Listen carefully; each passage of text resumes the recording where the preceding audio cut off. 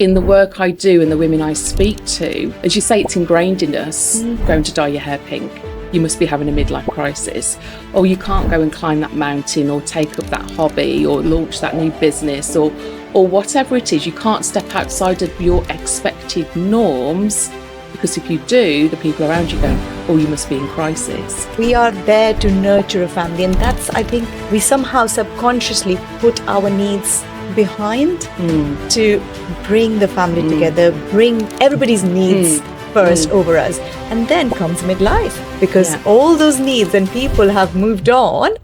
What about me? Yeah, and that's the one thing I've really instilled into them, is it doesn't matter what you do, pursue your passions, pursue your purpose, pursue your happiness, but live an interesting life. Cause no harm to others, but live an interesting life. And what more can you do? Because when you get to the end of your life, I don't want to look back with any regrets. No, I am actually doing my role in a way which is not equating maybe financially at this point in time to yours, or maybe physically in this time and place. But my role is as important. That is what feminism is about. We're not men haters. If you set the example for your children that they have to put themselves last and put everybody else first, generationally we'll just keep perpetuating it. Yeah, that's right. Today I have Clare Roberts-Molloy, TEDx organizer for Wolverhampton, coach, and an unapologetic space maker. Welcome, Clare. Thank you so much for having me. I'm so pleased to be here. Right, let's tell the viewers what all incredible work you do. All of it. Go for it. How long have you got? So, as you said, I am a TEDx organizer. So I am the founder and curator of TEDx Wolverhampton, which is we're going to do our 8th event next year. Can you believe that? Which is just incredible. I'm also a coach for women in midlife and leaders as well. So I do a lot of work in that leadership space. I'm also the founder of a charity called Periods Matter, which is a period poverty charity working across Wolverhampton and the Black Country. I'm a magistrate. Wow. Yeah. So I've done that now we're getting on for 20 years, which just is unbelievable to me. Yeah. I always forget something. You know, when you wear lots of hats, you always forget something. But that's incredible list, that is. That this is my favorite part, because I start talking about the woman behind all these labels, all these roles. Who actually Clare is? What is Clare? Like if you take all the labels out, you know, all the things you're doing, the person you are, the woman you are, who is that? Who's that? It's a really great question. I think you hit on it in your introduction. I love creating platforms. I love creating spaces. That's my happy place when I'm bringing people together. I do a lot of work around purpose, and so I've worked on my own purpose a lot. I'm a great believer in supporting women and creating that platform. Kudos. Pulling people up behind me. If I'm climbing the ladder, making sure there's 100% people can climb up behind me, put my hand down, lift them up. So I always say, if you cut me through, I'd say like women's empowerment all the way through me, like a stick of rock. So that's who I am. I think I'm very much about supporting women and creating those spaces and those platforms for everybody. Awesome. So, there must be something like, where did it all start? Were you always younger Clare was like that? Or was there a point in your life and you thought, you know what, you just spoke about purpose. How did you find that purpose? I was always a really driven child, but quietly driven, because I was incredibly shy. Very, very shy. And people find that really difficult to believe about me. I wouldn't speak up. I don't think I really truly found my voice until my 40s, which is my work with midlife women is so important to me. Because I think, and I know you're going to come on to it, so I don't want to give any spoilers away, so we'll come back to that. But yeah, as a young person, I was quietly driven and quietly aspirational. So I grew up on a council estate in Wolverhampton, in what is considered one of the most disadvantaged areas, not just of Wolverhampton, but of the country. And I, came from a very working class background. My parents worked, but they also had great aspirations for me. And they believed very strongly in education. So although we didn't have cars and holidays and all of that sort of peripheral, external things, what I was gifted was that pure pursuit of education. And that's what I truly believe in. And that has been the ladder that I've used to sort of climb my way to where I am today. I love that. Absolutely love that, because I think that is so, you got the foundation. It doesn't matter anything else was there or not, but you got the foundation which gave you to become what you are. Yeah. So, what you said, in 40s, you actually found your voice. And that's so, it's more and more becoming more evident in the society today. The more you speak to women, you come midlife, it used to be called crisis. And I read somewhere your own newsletter when I was working on you and researching about you and everything, because I was in awe of you when I came to TEDx Wolverhampton, and the way you organized the whole thing and, brought so many people together. Obviously, I had to find out who this woman is. So you said midlife crisis is not really a crisis. No, I believe it's a catalyst. And I think we need to rewrite the narrative around that crisis element. Can we say that again? Because I want that boldly coming out to people out there. It's not a crisis, because that is what we are conditioned. And the minute we get out of this conditioning and, try to step out, we are told to step back, because it's only a crisis, woman. No, it's not. So no, please. It's absolutely a catalyst. And I think in the work I do and the women I speak to, as you say, it's ingrained in us. Oh, you can't go and, like I'm doing later on after this podcast, going to dye your hair pink. You must be having a midlife crisis. Oh, you can't go and climb that mountain or take up that hobby or launch that new business or whatever it is. You can't step outside of your expected norms, because if you do, the people around you going, oh, you must be in crisis. Not that you've had this in your head for years. That I love talking about lingering dreams.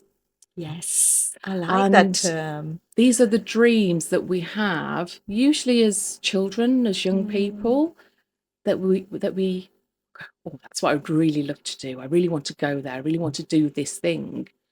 And then I think it affects everybody, particularly women, currently in the way society is structured, that we put those all on the back burner. That's right, because we are told to prioritize everyone else over ourselves. Absolutely. Yeah. So, well, you can't do that yet because you've got to do X, Y, Z. You can't do that now because now you've got to get a job and you've got to be responsible and reliable. And you can't do that now because you're expected to, go into a relationship, perhaps get married. And then you can't do it now because then you've got children to care for and a home to look after. And all of these structures still exist. Yeah, 100%. They still exist. And I think as a woman, you take it on anyway, because we are biologically nurturers. Yeah, we bring the family. We grow a human being inside it's amazing. us. Can I that is like, for women lucky enough to have that experience. Yeah, that is incredible. Exactly. Yeah. So we are there to nurture a family, and that's, I think, biologically we somehow subconsciously put our needs behind to bring the family together, bring everybody's needs first over us, and then comes midlife, because all those needs and people have moved on. What about me? Yeah, exactly. How do we find ourselves? Yes.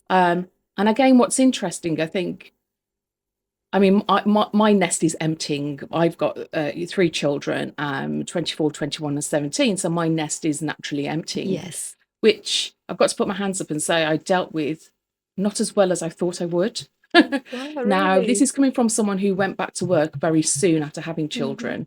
And I've always given kudos to women who can stay at home with their children. It's not a journey I could have travelled on.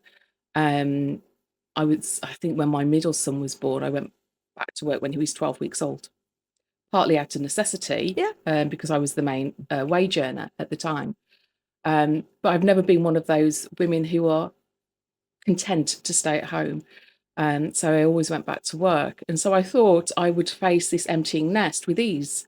but I haven't. You're scaring me because mine is coming soon. I've struggled with that, but at the same time, it gives you more space. Yeah, it gives you more energy to pursue other things, and time to think about yourself. Yeah, time to think about yourself and go, oh, that dream that I sort of parked when I was 18. Let me look at that again. I love that. Let me see if it's still something that I want to do.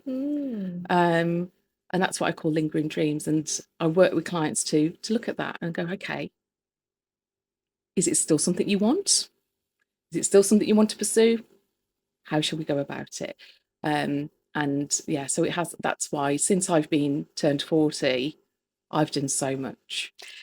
Done so much. And that's what we were talking about. Yeah. I think, you know what, this is what is inspiring me. And when I see so many women sitting here, you know, most of them are over 40. And when they talk about the bold actions they've taken, the lingering dreams, now this is my favorite term, I'll be using this all the time, the lingering dreams, you know, and actually doing something about it.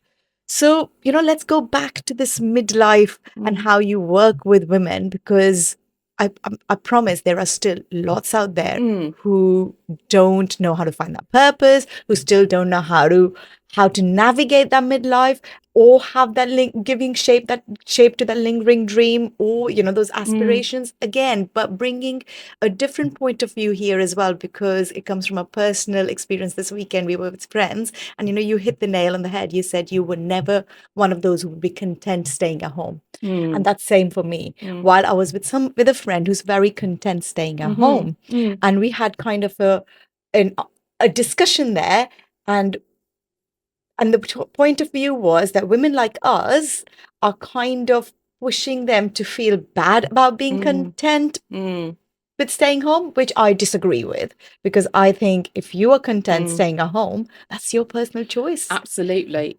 It really is. And I think it goes both ways. So I think some people who stay at home look at working mums, as I was always called, and they go, oh, you think you're better than me because I stay at home and you go out to work. But at the same time, I was one of these mums who would go to the playground to collect my children, and women who were stay-at-home mums would say, oh, you're one of those working mums, and look down at me for going to work. So I think it can work. It can work both ways. And I think we're moving forward with that. And we need to lose the judgment of each other. We do. Because I truly believe that I'll get a bit on my soapbox now if you don't mind. Go. I think within a patriarchal structure, if women are fighting each other, they are not working together to grow, develop and move forward. So society wants us to be divisive. Exactly. Society wants us to be split and argue and look at each other and judge each other and all of that, because while we're doing that, we're not working together to move forward. You are so right, because actually, you know what? The whole conversation wasn't even brought up by a woman. The whole conversation was brought up by a man saying that you women who are going and making a propaganda about, you know, feminism. And I was like, I actually I don't call myself feminist, but I do call myself independently strong-minded who would talk things out loud now. But the woman wasn't bothered about that unless the man actually brought it up, that you women who are going out there and making a propaganda about how your suppression is making women who stay at home feel like they're not good enough. It's like, I don't think so. We're not judging here. We're just talking about people who feel like this. Yeah. Of women who feel like that. I think everyone has the choice, don't they? Whether to live their life how they want, as long as they don't cause harm to other people. It's interesting. I'm a very strong feminist, and I own the term feminist. I don't think the word feminist is dirty. No, it's not. Some people, I know, but I've heard some people go, oh, I wouldn't call myself a feminist. And being a feminist means you support yourself as a woman and you support other women in whatever their choices may be. I've got friends who are men who are feminists, which is wonderful. I love it. No, but I think that the term has been, again, patriarchy. They have exaggerated the term. You're absolutely right. Feminism is supporting each other, being there whoever for you each are, and other. it's just having equity. That's all. That's all it. that But then means. they've stretched it to saying that you don't need men. No, no, no. Men are part of the society. We are interdependent on Yeah. each other. And what a Yeah. man is a Yeah. man's job. Yeah. Like in a way, not man's job. Like I don't know how to put it now. You articulate it for me. Articulate it. We all have a role to play. That's we all it. have a role to play, and our strengths are our personal strengths, regardless of gender. That's what I believe. Mm-hmm. You'll get some, women who are physically stronger than some men. You'll get the other way around. I think we all have different strengths, regardless of gender. I've had it said to me that I'm a man hater, which is, I find really. I'm raising 2 boys. Yeah. How can you be a man hater? How can I be a man hater? I'm raising 2 boys to be strong, independent, loving, emotional, supportive, collaborative. Because I don't think your gender has to divide you Claire, on what I love this. on how you show up in society and you contribute positively. I think gender doesn't have.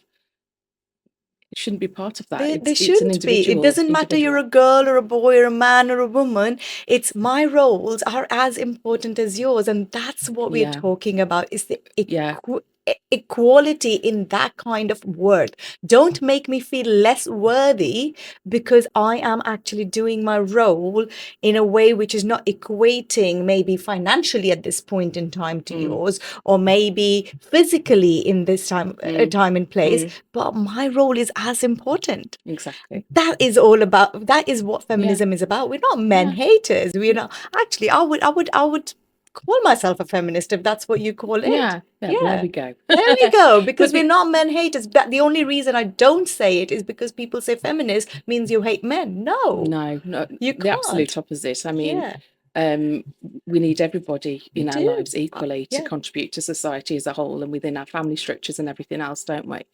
But the other thing, talking about those roles of women and the expectations, I have a sister. I only have one sibling, a sister, and she has chosen to stay at home with her 5 children. Yeah. I don't judge her. No. I'm in awe of her. I couldn't do it. Exactly. I feel there's such amazing women who can. I can't because it drives me mad. I need to get out. Well, I have an ADHD brain. I've never been formally assessed, but everybody around me tells me I must be. And that's why I do so many things, because that's how my brain works. I generate ideas all the time. A lot of those I implement in, as far as my energy bandwidth will allow. So staying at home for me, as much as I love my children, wasn't an option. No, and you're right. You're so right. There's no judgment. It's just what works for you. So I don't think either or is making somebody else feel small or wrong. There's no right or wrong. Whatever works for you. Exactly. So going back to midlife. Yeah. And obviously the work you're in, and you must see a lot of women who are at that brink where they don't know. What is my purpose? Like a lot of us are pushing through. Lucky of us, some of us have found our purpose. For women who still don't know, and they are labeling themselves as, it's probably just my midlife. It's just probably my hormones. So it's just menopausal. What is your message to them, and how do they navigate this? Well, find someone to work with if that's what you would find useful. I mean, the way I work with clients is we sit down, and some people they don't have any idea. Some people do. Some people go, this is what I've always wanted to do, but I don't know how to get there. Other people don't have any idea. And then there's lots of exercises we can do. We can look at different values. We can look at times when, we talk about, when did you feel most energized? When did you find yourself in a space, those spaces when they light you up? That's it. You come away with that feeling. When did you do something that made you feel like that? When you were in a space that made you feel like that? Let's explore what it was about that space, what it was about that activity that lit you up. And let's work with that. Let's see what's there. Let's see how we can build on that. And as I say, and then we move forward. And once you understand or help someone to understand that about themselves, it's that thread, that golden thread that you can start pulling on and start weaving through. What's their purpose? What's their why? Why do they want to do something? That's right. Because I think that's really important That's as so well. important. Because without your why, you won't continue something. Your why is the basis of your motivation. to get up every day, 100%. to do the work that you do. And I think if your why isn't strong enough, you'll struggle with that. So, and that's sort of all interlinked for me. And then from there, you can start setting out those goals, those actions, and start helping people move forward to even that very first step. Absolutely amazing. And I couldn't have said that better. It's finding your why is your purpose, isn't it? What makes you tick? What makes you like, that buzzy feeling? And it's like, wow, I've had an incredible day. Yeah. What? And that could be for somebody baking at home, absolutely. or for somebody who's just, closed $1 million deal. So it could be anything for anyone, but we need to find that why and what ticked you over. Yeah. So let's go back to that crisis to catalyst transformation, how you call it. Why do you say that? Why do I say it? Because I think it is the time when you start to reflect. I think you spend sort of, depending on how old you were when you went to school, but usually from the age of 5 to 18, you're in traditional education. That's all you're focusing on, isn't it? And you haven't exams. Your sort of emotional maturity isn't wide enough usually to reflect in any depth at that point. And then you have the expectations of going into work or going on to further education, but your mental space is kept busy by all these other things.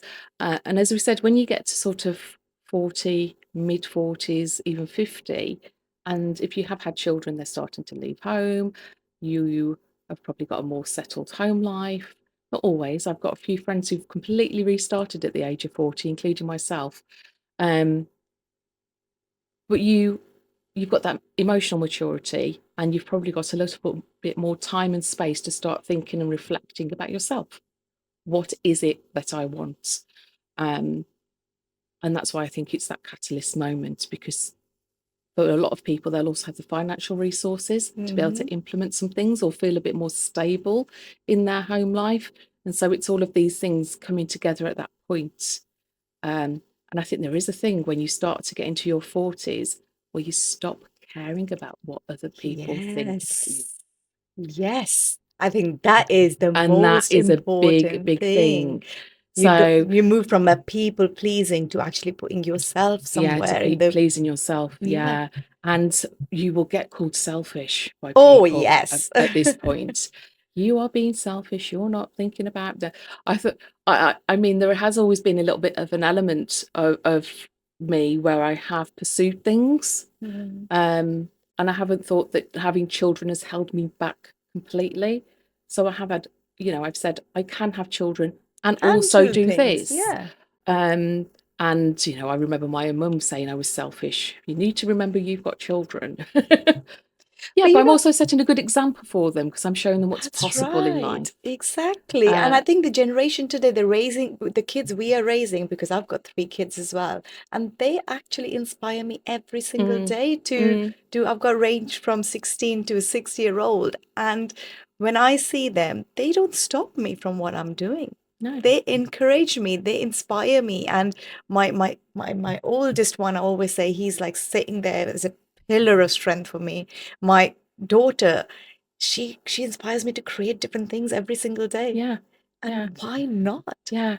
Think about the example you're setting. That's for right. the next generation. That's right. If you set the example for your children that they have to put themselves last and put everybody else first, generationally we'll just keep perpetuating it. Yeah, that's right. Yeah. Someone's got to break it, and someone's got to take that step. And I think we're a very lucky generation to do that, because so many women are standing up. You just touched upon your mom. My mom is the same. She has so many aspirations. She's got lingering dreams till today. Yeah. But she didn't have the courage to stand up for herself and say that, no, I'm going to put myself first, because that generation still doesn't put themselves first. They don't. But then when we do, we call context selfish. They've grown up in as well. But then why are we still? But that generation is labeling as selfish as well. Yeah. So that's a bit of a. Yeah. I still can't get my head around that. See, I think now my mum has shifted. Yeah. I think she's shifted in her attitude towards that,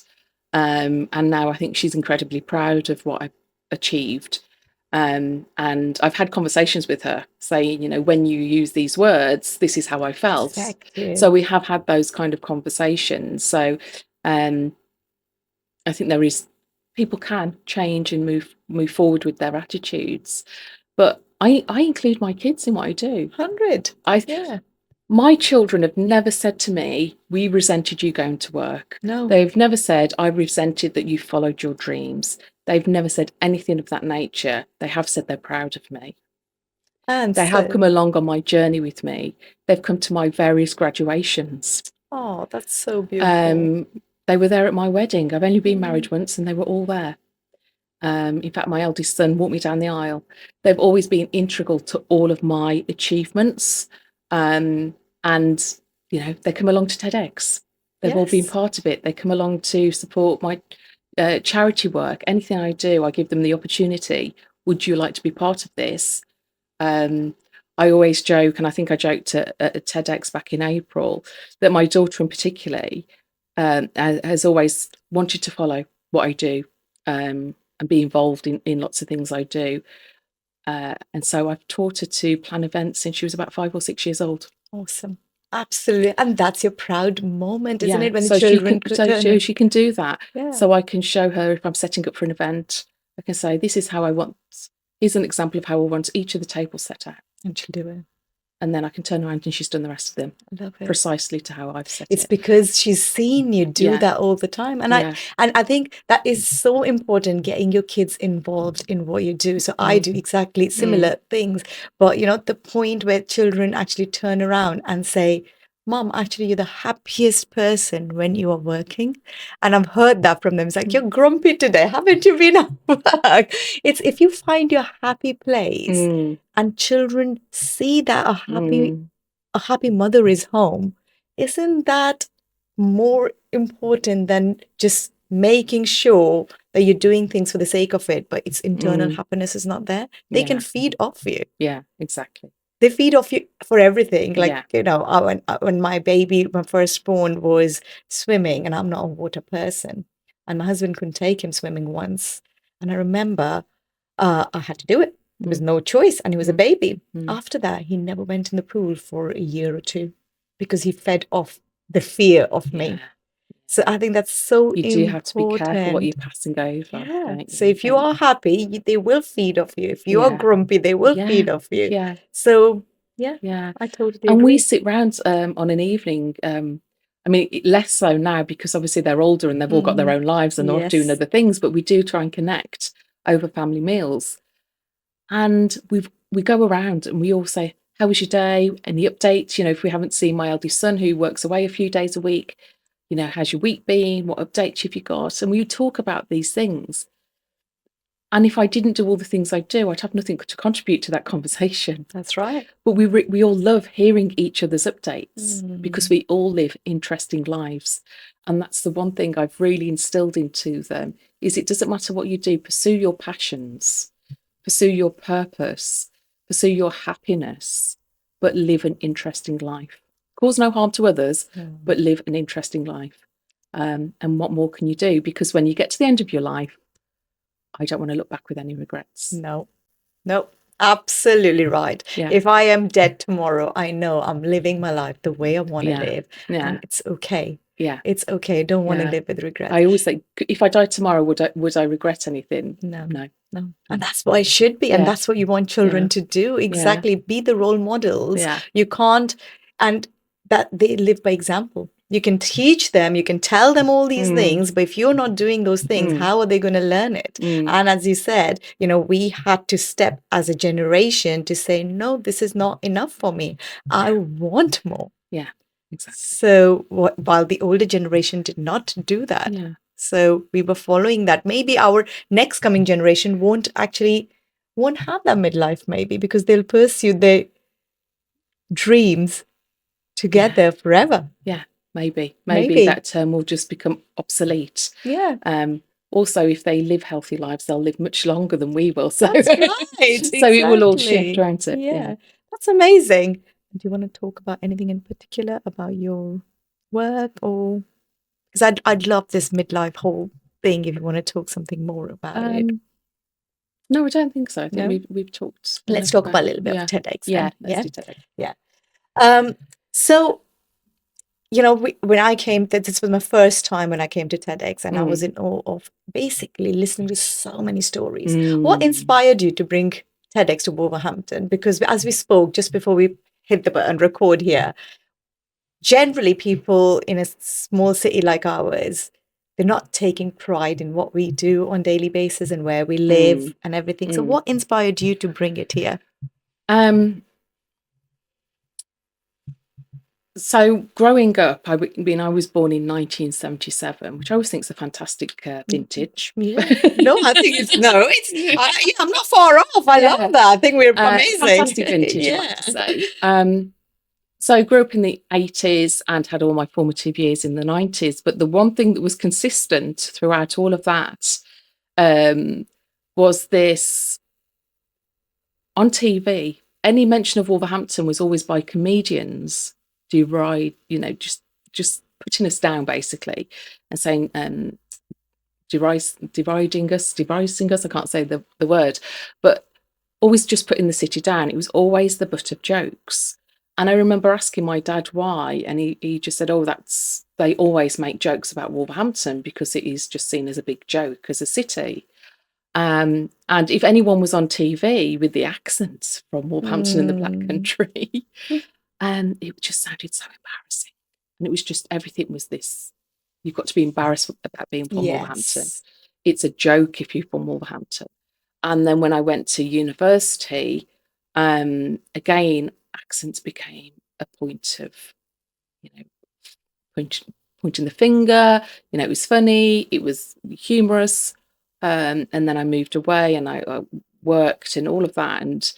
And I started to even out my accent. I started to intentionally because people couldn't understand me if you spoke like that. But they can understand if you're up north or that's okay. If you're Scottish or from Newcastle or all the various accents are really acceptable.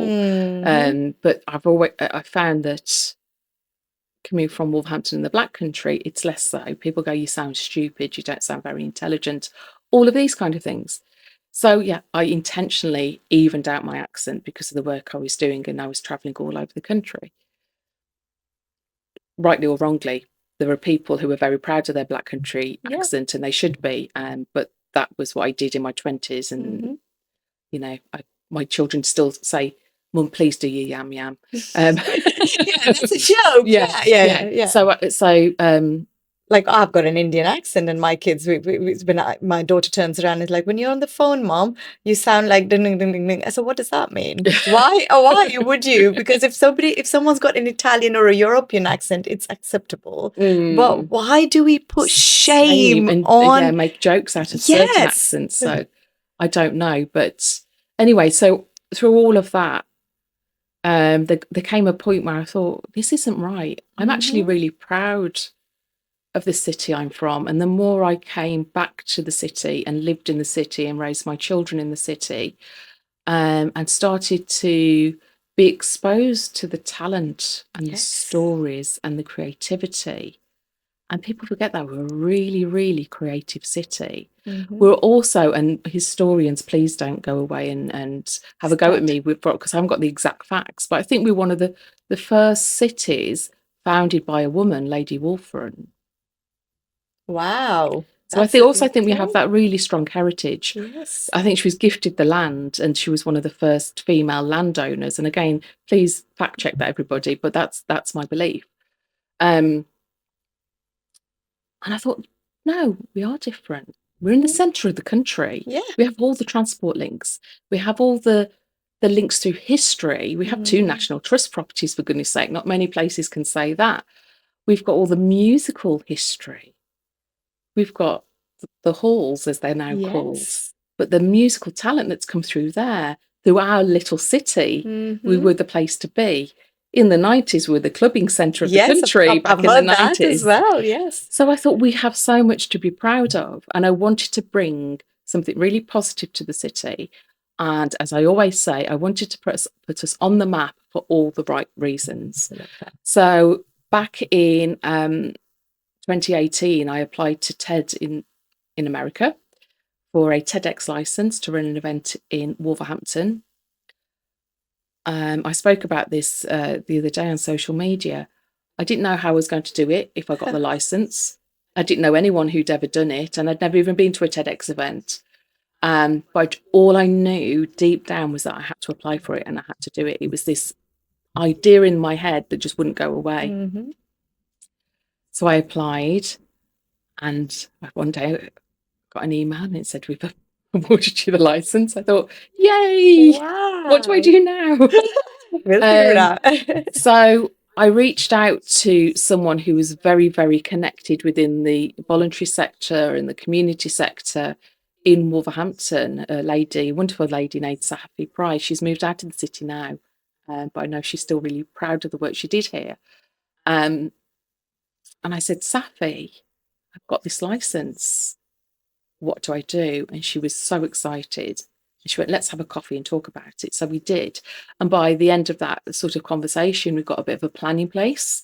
We started to reach out, open it up to people, say, this is what we want to do. People came forward who wanted to get involved. And so we formed that first team. And then we held our first event in April 2019 at the Lighthouse Cinema, as it was. Yes. And we had the most amazing event, and it just exceeded all of our expectations. And I thought, this is something special. This is something the city needs. Look at the response to it. And we've just gone from there, really. It's absolutely amazing. Yeah. And we've delivered every year from 2019 up until now, and we've just got the license for next year. Mm-hmm. Even all through COVID. Yeah. Yeah. I think through COVID we had... Yeah, how did you do that? How exactly? Yeah. I think we had plan A, plan B, plan C. By the end of it, we'd gone all the way through the alphabet, and we came to plan Z. So we had to adapt. Yes. But I have the most wonderful team, as you'll have seen. The team over the years has changed. Obviously, everyone's a volunteer in TEDx. So people's lives change. You know, we've had lots of TEDx babies along the way, from speakers and from members in the team. People move, people's jobs change, people's availability changes, all of these things. So we understand that. But we've delivered year on year. Some of them have been online only because of COVID. Yeah. We also had we've had a few hybrid events when we were allowed. I remember we were allowed exactly 32 people in the theatre because of social distancing. Yeah. And then we had the audience at home. So we did hybrid events. We've done everything. But the thing that we've done is we've kept that momentum and that consistency going, and we're really proud of it, and we're really proud of our city, and I think we've showcased so much talent. 100%. So many stories. Yeah. I've had so many guests come here from that TEDx, and I'm like, wow, there are incredible women out there, incredible stories, incredible men as well, but obviously my platform is about women. But it is amazing. Do you feel powerful after doing all this? Yeah. In the lead up to any event, if anyone who organises events, you'll probably relate to this. In the run up to any event, you think, why am I doing this? Because you don't sleep for weeks, and you live and breathe it, and you do crazy hour days. And I always say it's a bit like giving birth. When you're in labour, you wonder why you're doing it. But then once you've got the baby in your arms, once you've delivered that event, you realise this is why. That's why. You understand why. And then you forget all the lead up to it. You forget the pain of labour again, and you do it again. Because you're buzzing, and then you have another baby, and then you have another one. And I do think that, it's almost like going through that sort of birth process to give birth to every event, because every event then has its individual identity. She can never recreate.